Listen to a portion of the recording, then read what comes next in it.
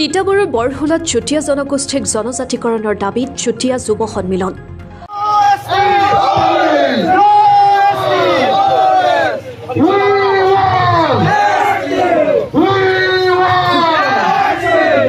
অসমৰ বিশাল জোৰ সমদল হেজাৰ হেজাৰ চুতীয়া জনগোষ্ঠীৰ ৰাইজৰ উপস্থিতিত কপিল ৰাজপথ।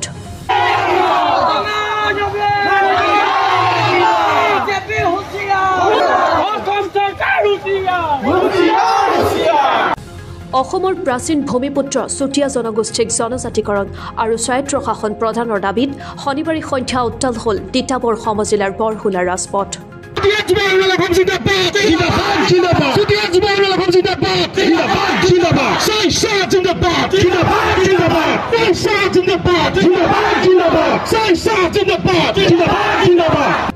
তিতাবৰ বিধানসভা সমষ্টিৰ বিভিন্ন প্ৰান্তৰ পৰা অহা কেইবা হেজাৰ চুতীয়া জনগোষ্ঠীৰ লোকসকলে জোৰ সমতল বাহিৰ কৰি জনজাতিকৰণৰ দাবীত সাব্যস্ত কৰে তীব্ৰ প্ৰতিবাদ।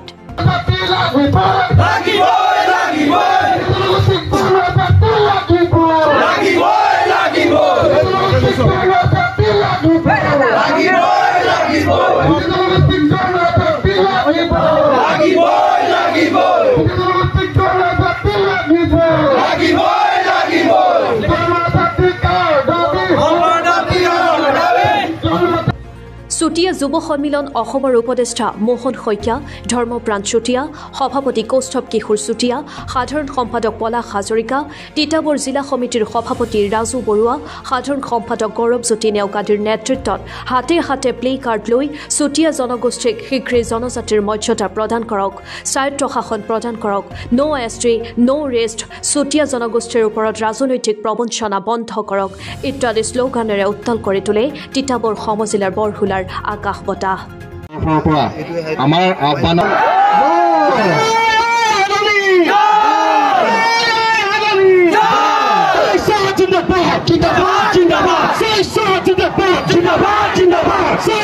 যুৱ সন্মিলন অসমৰ তিতাবৰ জিলা সমিতিৰ উদ্যোগত বৰহুলা বাগান খেলপথাৰৰ পৰা সুশৃংখলিতভাৱে আগবাঢ়ি যোৱা হেজাৰ হেজাৰ লোকৰ এই প্ৰতিবাদী জোৰ সমদলৰ বৰহুলা তিনিআলিত সামৰণি পৰে। সদৌ চুতীয়া জাতি যুৱ ছাত্ৰ সন্মিলন অসমৰ প্ৰাক্তন সভাপতি ৰাজেন শইকীয়াই কয়, আমি অসম চৰকাৰৰ লগতে কেন্দ্ৰীয় চৰকাৰক সকীয়াই দিব বিচাৰিছো যে আজি যিদৰে ৰাজপথলৈ হেজাৰ হেজাৰ চুতীয়া জনগোষ্ঠীৰ ৰাইজ ওলাই আহিছে, এয়া তথাকথিত আন্দোলন নহয়, এয়া বছৰ বছৰ ধৰি চুতীয়া জনগোষ্ঠীক কৰা প্ৰতাৰণা আৰু প্ৰবঞ্চনাৰ ক্ষোভৰ বহিঃপ্ৰকাশ। চুতীয়া জনগোষ্ঠীক জনজাতিকৰণ জন্মস্বত্ব অধিকাৰ বুলি চুতীয়া জাতিৰ নেতাগৰাকীয়ে চৰকাৰক স্পষ্ট কৰি দিয়ে। নৰেন্দ্ৰ মোদী যেতিয়া অসমলৈ আহিছিল যে তেওঁলোক শাসনলৈ আহিলে 100 দিনৰ ভিতৰত 6 জনগোষ্ঠী জনজাতি প্ৰদান কৰিব, কিন্তু আজি বহু বছৰ উকলি যোৱাৰ পিছতো তেওঁলোকে কিন্তু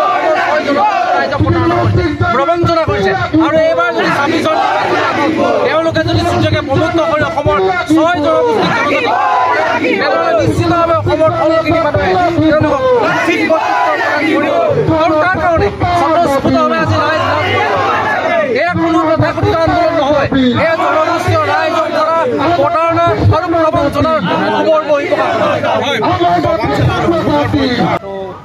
বৰ্তমান চৰকাৰখনে বুজি পাব লাগে, কেন্দ্ৰীয় চৰকাৰে হওক বা ৰাজ্য চৰকাৰে হওক, কাৰণ তেওঁলোকৰ ইলেকশ্যনৰ সময়ত বিগত ইলেকশ্যন মেনিফেষ্টোত এইটো কথা উল্লেখ আছিলে, অথচ আজি কোপতি কোনো এটা ষ্টেপ তেওঁলোকে গ্ৰহণ নকৰিলে। প্ৰত্যেকবাৰে এনেকুৱা অৱস্থা এটা সৃষ্টি কৰিব বিচাৰে যে আমাৰ চুতীয়া জনগোষ্ঠীয়ে জনজাতিকৰণৰ ন্যায্যতাটো তেওঁলোকে নস্যাৎ কৰিব বিচাৰি আহিছে। কেতিয়াবা ভাষাৰ ক্ষেত্ৰত কৰি আহিছে, কেতিয়াবা আকৌ RGI ৰিপৰ্টৰ ক্ষেত্ৰত কৰি আহিছে। কাৰণ আমাৰ জনগোষ্ঠীটো চুতীয়া জনগোষ্ঠীটো জনজাতীয় স্বকীয় মৰ্যাদা থকা কাৰণেহে আমাৰ জনজাতিকৰণ বিচাৰিছে। তেওঁলোকৰতো এইটো ব্যক্তিগত বস্তু নহয়, জনজাতিকৰণ দিয়াৰ ক্ষেত্ৰত যিটো ক্ৰাইটেৰিয়া ফুলফিলমেণ্ট কৰিব পৰা নাই বুলি কয়, কিন্তু আমাৰ ক্ৰাইটেৰিয়া ফুলফিলমেণ্ট হৈ আছে, অথচ তেওঁলোকে ইচ্ছাপূৰ্বকভাৱে এইটোৰ পৰা তেওঁলোকে আমাৰ চুতীয়া জনগোষ্ঠীটোক বঞ্চিত কৰি আহিছে।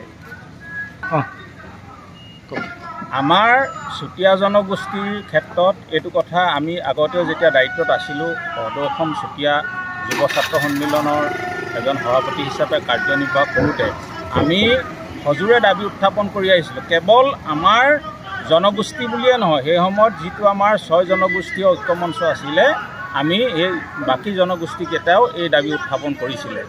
যাৰ যাৰ ক্ৰাইটেৰিয়া ফুলফিলমেণ্ট হোৱা নাছিলে তেওঁলোকক সেইটো ক্ষেত্ৰত অলপ বঞ্চিত কৰাটো আমি পৰিলক্ষিত হৈছিলে। কিন্তু পৰৱৰ্তী সময়ত দেখা গৈছে যে মৰাণ মটক তেওঁলোককতো স্বায়ত্ত শাসনৰ হেৰিলে আওতালৈ আনিব বিচাৰিছে আৰু তেওঁলোকক ডেভেলপমেণ্ট কাউন্সিল দিছে।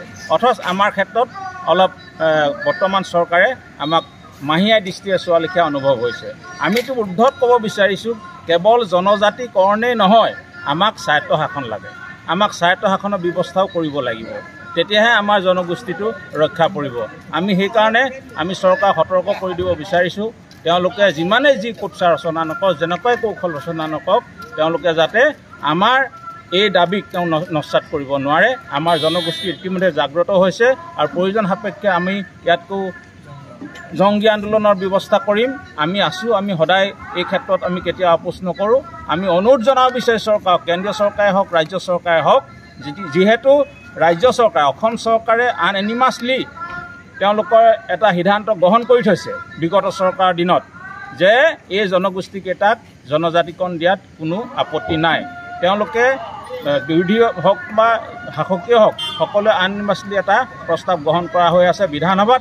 অথচ তেওঁলোকে কিন্তু এতিয়া কাৰ্যকৰী কৰিবৰ কাৰণে আগবাঢ়িব পৰা নাই। এইটো কিন্তু বৰ পৰিতাপৰ কথা। আটাইতকৈ দুখজনক কথা এয়ে যে যিটো সময়ত আমাৰ জাতিৰ সংকটৰ সৃষ্টি হৈছে সেইটো সময়ত আমাৰ চুতীয়া জনগোষ্ঠীটোক তেওঁলোকৰ চৰকাৰে বঞ্চনা কৰিব বিচাৰিছে। সমাগত এটা ইলেকশ্যন আহিছে, তেওঁলোকৰ এতিয়া বহুত কথা ক'ব তেওঁলোকে যে আমি আমুকটো কৰি দিম তামুকটো কৰি দিম। কিন্তু বিগত সময়ছোৱাত চালোঁ তেওঁলোকে তেওঁলোকৰ বিগত সময়ৰ ইলেকশ্যন মেনিফেষ্টোত এই কথাটো উল্লেখ থকা স্বত্তেও আজি কুপতি কিন্তু কোনো কাম কৰিব পৰা নাই। আমি ধিক্কাৰ জনাইছোঁ। আমি এতিয়া সতৰ্ক কৰি দিব বিচাৰিছোঁ চৰকাৰক, কেন্দ্ৰীয় চৰকাৰ ৰাজ্য চৰকাৰক অতি সোনকালে এই ক্ষেত্ৰত বিহিত ব্যৱস্থা গ্ৰহণ কৰে যেন। তিতাবৰৰ পৰা Prasenjit Rajkhowa report, UA news.